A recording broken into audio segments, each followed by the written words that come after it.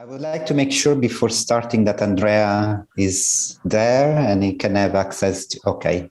I'm here. I hope you can hear me. Many greetings from Germany, from Kiel, where also the sun is shining, incredibly enough. I was very envious of the first sentence of the morning regarding Venice and the wonderful weather there. So hello to everyone. And so is the presentation now in full screen? Yes. Okay. Yes.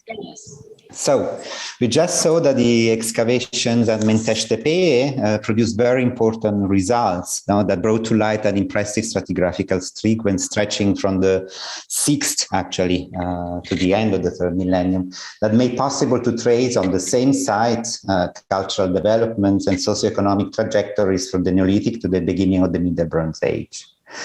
And the outstanding results at Mentesh Tepe have certainly clarified important questions, but also raised many other questions. And this is why, after the end of the excavations at Mentesh Tepe, Bertiglione and myself started searching for new sites in order to answer to unanswered questions related to the reconstruction of an organic picture of the socioeconomic and cultural developments of Western Azerbaijan from the Neolithic to the beginning of the Middle Bronze Age.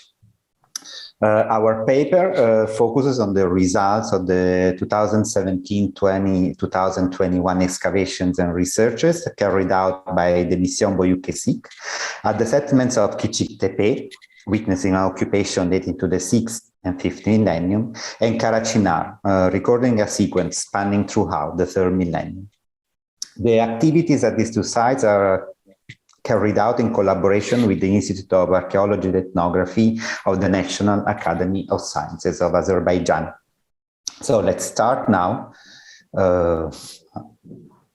Okay, let's start now with the first or the earliest phases of the above mentioned chronological sequence, which is documented at Kiçik Tepe.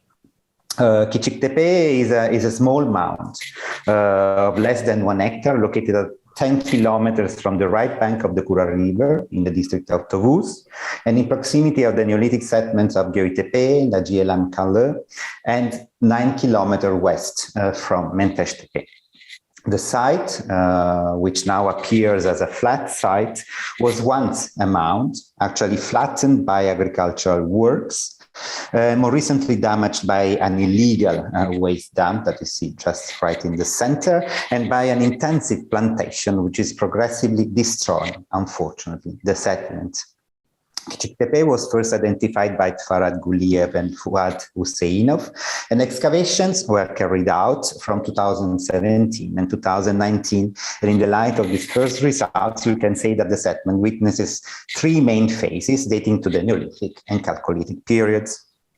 The earliest, which is the phase 3, which is, falls a little bit outside of the main topics of this workshop, by the way, dates to the early stage of the Neolithic and consists of a series of juxtaposed mud brick round buildings destroyed by a unitary fire.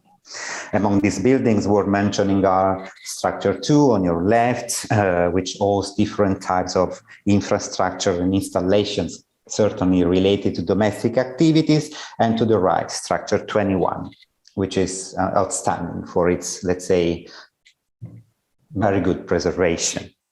The following phase 2 was subdivided in 2 different architectural levels and also dates to the Neolithic.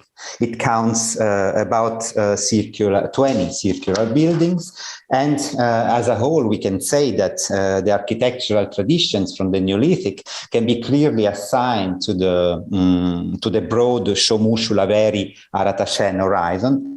Those ceramics are characterized by a clear choice of vegetal temper, like at Mentesh Tepe period 1, thus highlighting possibly more regionalized ceramic traditions. A total of 17 radiocarbon dates, 13 from phase 3 and 4 from phase 2, show a coherent bipartite absolute chronological sequence of the Neolithic occupation occupation at Kiçik Tepe.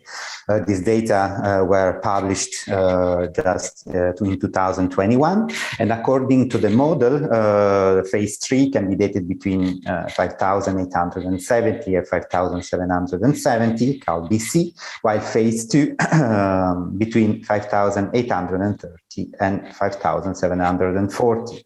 On the basis of this data, phase 3 at Kiçik Tepe should be contemporary to levels 1 and 2 at the Giulio Tepe, while phase 2 overlaps with the early stages of the Neolithic occupation at Mentesh Tepe.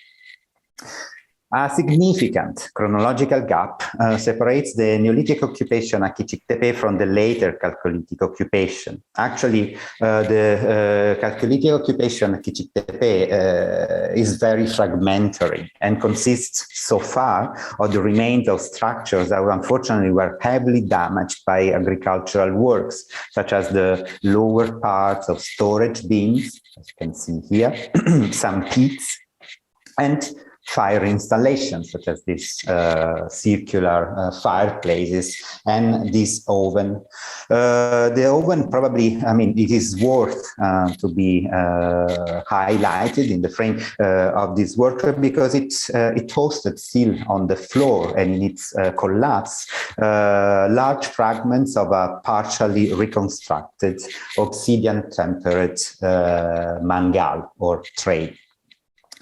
The ceramic corpus from phase 1, Kiçik Tepe, mainly consists of a vegetal temperate production, displaying the typical technical features of the Chalcolithic ceramics of the region, such as biscuit-like cross-sections, combed external surfaces, and the repertoire, the morphological repertoire, consists of hemispherical bowls, naked or hole-mounted jars, the latter often featuring rims decorated by oval or circular pellets in relief. In this same vegetal tempered group, bitumen painted pottery is also present, showing close parallels with the motifs of the painted ceramics from phase 3 of the nearby Mentesh Tepe that was just shown by Bertier. In addition, obsidian tempered ceramics are present, though in minor quantities, and beside mangals, they consist of small jars featuring incised or serrated rims, recalling the tradition also known in South Caucasus as Sioni, Sioni ware, after the eponymous Chalcolithic Georgian site, whatever it means. Both the morphological and decorative repertoires of the Chalcolithic ceramics from phase 1 at Kiçik Tepe find tight parallels again with phase 3 at Mentesh Tepe, but broader analogies can be drawn with other coeval sites of the South Caucasus, and according to my experience, namely with the Ararat plain, such as Arat Hashem. I leave now the floor to Andrea to present and comment on the datings from phase 1 at Kiçik Tepe. Andrea, the floor is yours. Yes, thank you. Thank you, Giulio. So for Kiçik Tepe, we have 5 C14 data, which are currently available for the Chalcolithic phase of the site. All samples were collected from in situ context, that is from silos and fireplaces. The samples are undetermined charcoals. We acknowledge that this limits somehow the possibility for our chronological reconstruction at this stage. That with 2 sigma confidence, 4 of them date this phase 1 to the second half of the 5th millennium.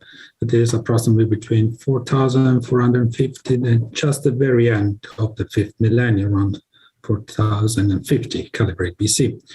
As there is no direct stratigraphic relationship between the different contexts from which the samples come, at this stage we cannot determine the sequence of the samples.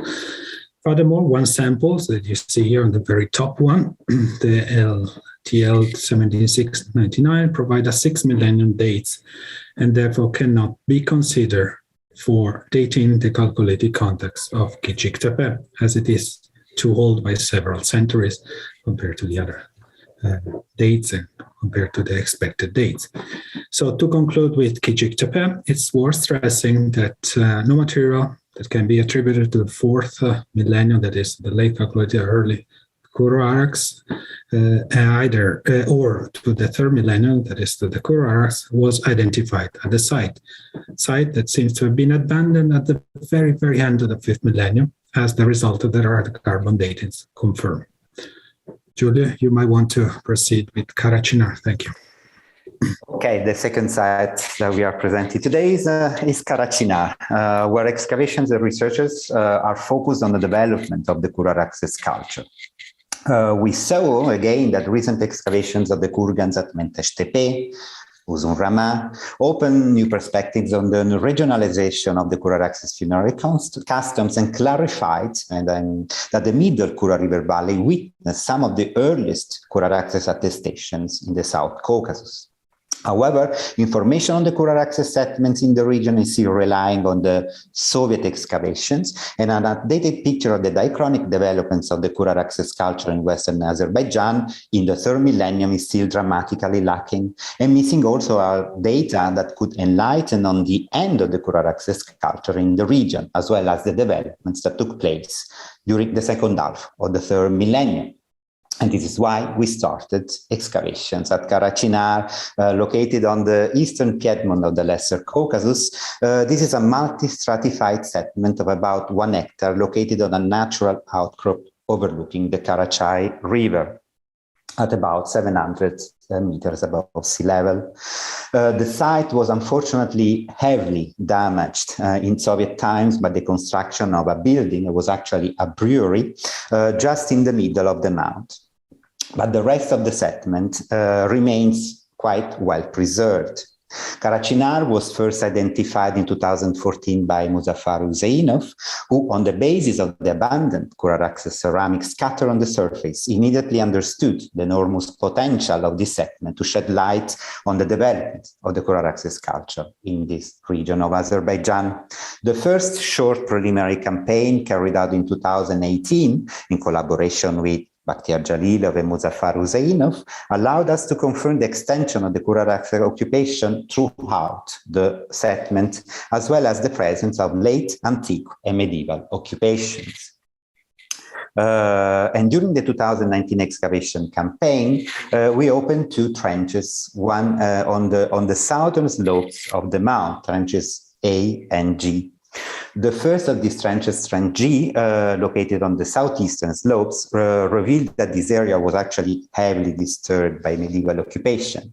But in spite of this late disturbance, we managed to identify the remains of 3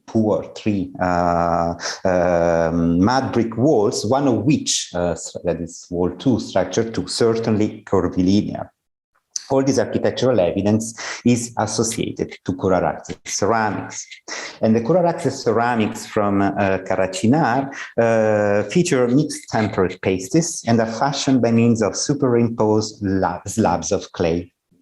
3 main ceramics groups could be identified according to surface color. I mean, a monochrome, which is the most common and that occasionally features a sort of combing treatment on the interior surfaces, a red-black burnish ware, and a black burnish ware group, which is also the most rare. The morphological repertoire consists of jars with truncated conical necks, jarlets, shallow bowls, as well as flat circular leaves. And all these shapes, I think, feature parallels with the Kura-Araxes II repertoires from Georgia and possibly also from Armenia. Nakhchivan and strap handles seem to coexist in the same context.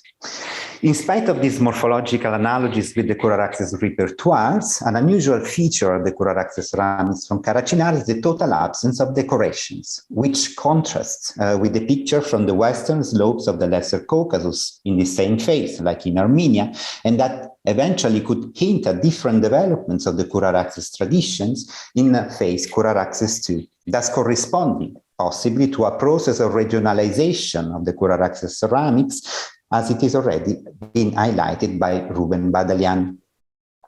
The second operation, opened in 2019, corresponds to Trench A on the southwestern sector of the mound. After the removal of the poor medieval and antique remains, we brought to light an occupation floor labeled as US 8.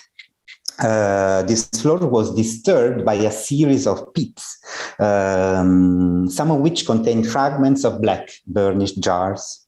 And some of these jars are decorated with parallel grooves on your left, while one jar features rock-impressed decorations showing striking similarities with the decorated ceramics from the post-Kurar access levels of Nadir Tepesi in the Mughal steppe in Iran, with those from Uzerlik Tepe in Lower Karabakh, which is dated, I mean, according to typological dating of the ceramics, to the major phases of the Middle Bronze Age that should be placed in the early centuries of the second millennium.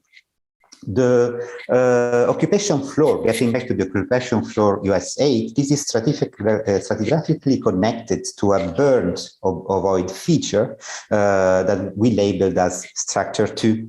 And the filling of this structure was very rich in charred cereal grains, thus suggesting that this could have been a storage or eventually a food-producing installation.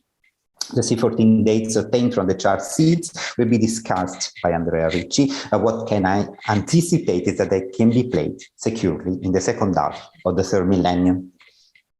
In 2021, the removal of US 8 brought to light a new and very extended occupation floor, disturbed once again by numerous white line pits.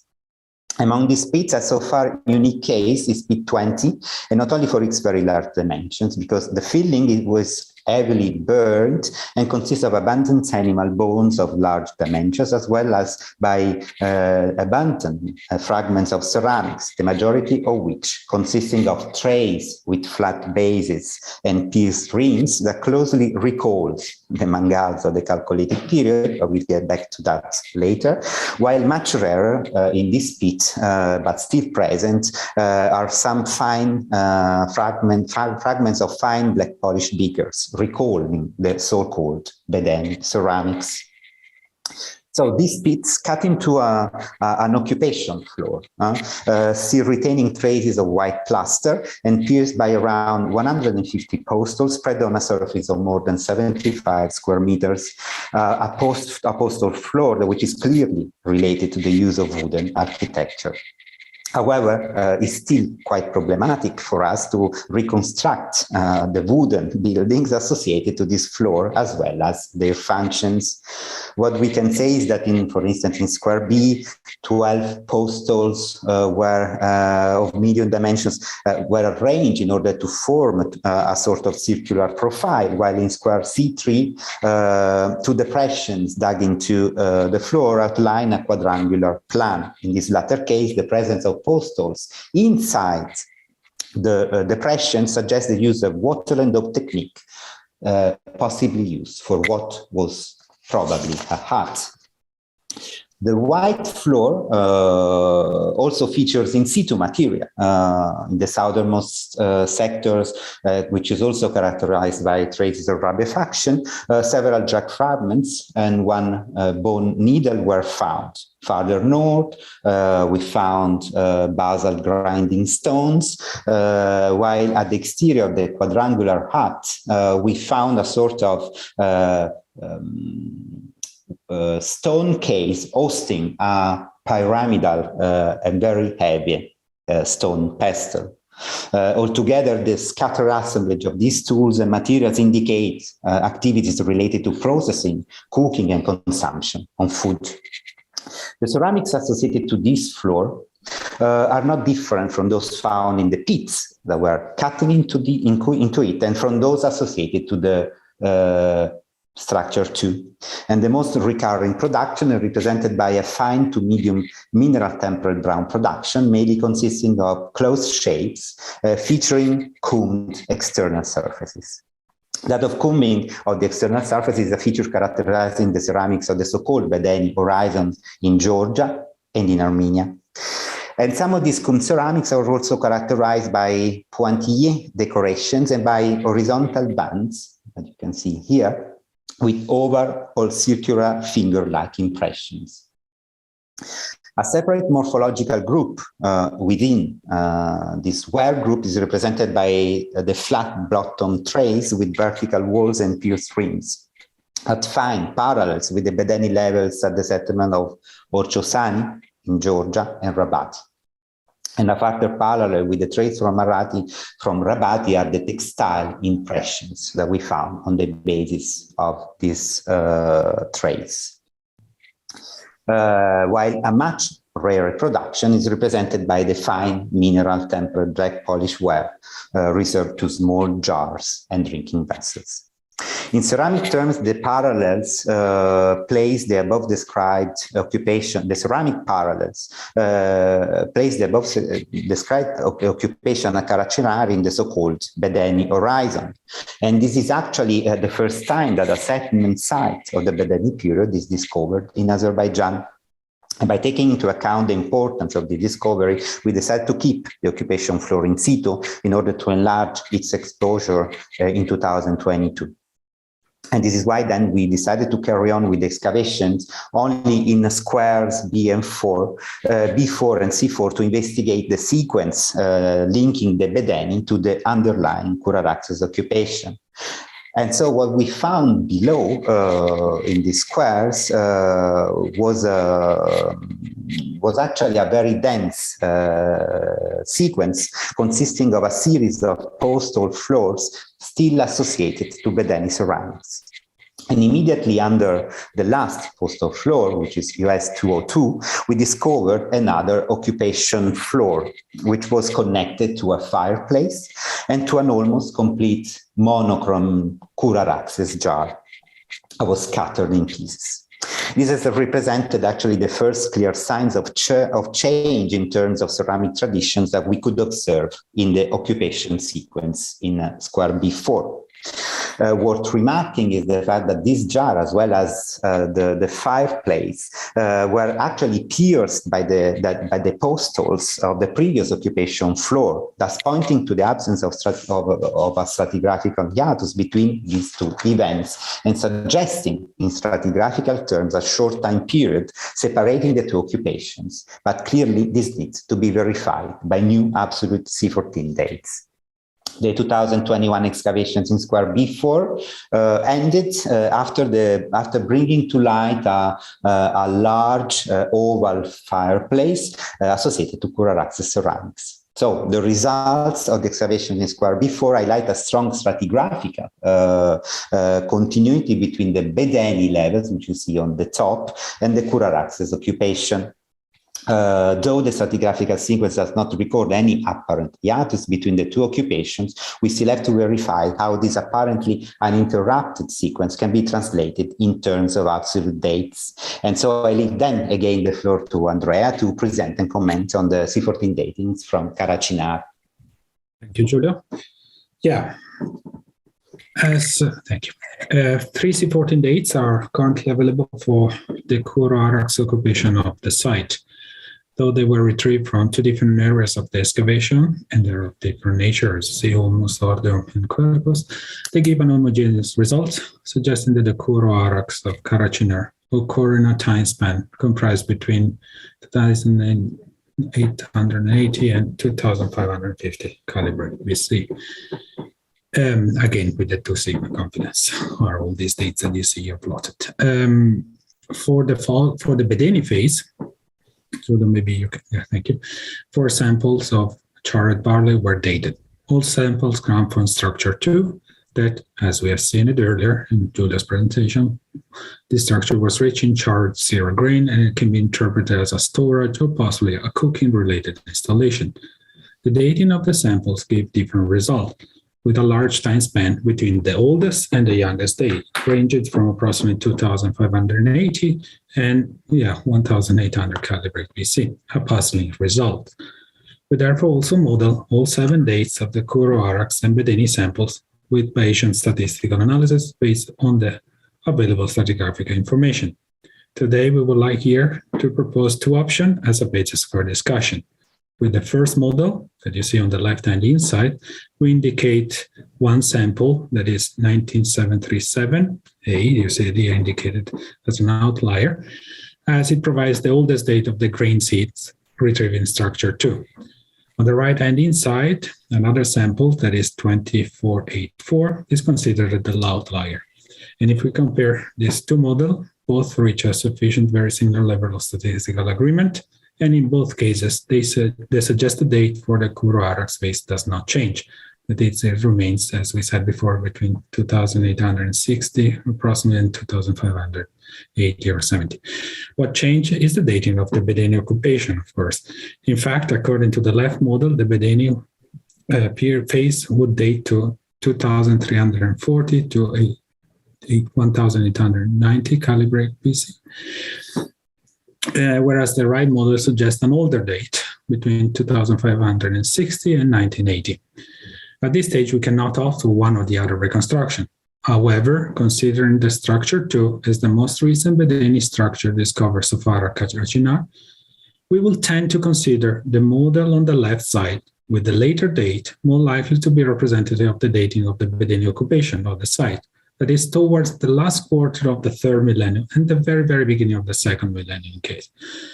As already said, this data certainly needs to be verified with additional dating of samples, especially from the earlier phases of the Bedeni occupation of Qaraçinar, from the levels that are located below structure 2 and above the Kuro-Arax context. What we can say today is that on the basis of the existing data set, a chronological gap between Bedeni and Kuro-Arax occupation might have existed. However, we can expect earlier dates from the deeper layer of the Bedeni occupation, layers that were excavated in 2021. So stay tuned for more to come. Giulia, you might want to some final remarks. Yes. Actually, we are waiting. We actually were hoping to present these new radiocarbon dates coming from the lower occupation of the Bedeni horizon, but actually this dating did not arrive. They are still being processed into laboratories. So at the moment, this slide, tries to sketch what is a basic periodization of the occupation at Qaraçinar that will certainly be refined with the development of the excavations and with the results of the new radiocarbon dates. What we can say at the moment is that Qaraçinar has a great potential to shed light on the culture and chronological developments of Western Azerbaijan in the third millennium, and not only as concerns the Kuro-Arax culture, but also on the still little understood changes after the Kuro-Arax culture, and namely on this emergence of the early Kurgan societies. In any case, we can say that certainly the mid-third millennium is the chronological watershed that marked these changes, and these data are perfectly in line with those of the many other third millennium settlements of the region.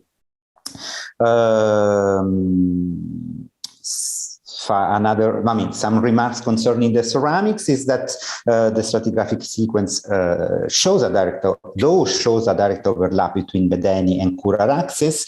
Ceramics traditions show a sharp change without any form of coexistence between Kuro-Araxes and Bedeni ceramics. And worth remarking is also no ceramics assimilable to those of Marcopi were found at Qaraçinar.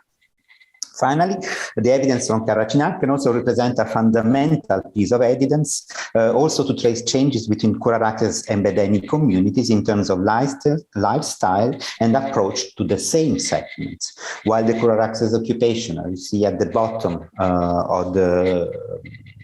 of the sequence, seem to be associated to mud brick architecture. The architectural evidence linked to the Bedeni ceramics consists of horizons of pits interspersed with light wooden architecture, thus confirming the general picture from other coeval settlements from Georgia, pointing to temporary occupations, possibly mirroring a lifestyle that was more mobile than that of the Kuro-Araxes communities. So thank you very much for your attention. And now we are ready to answer to your questions. Thank you.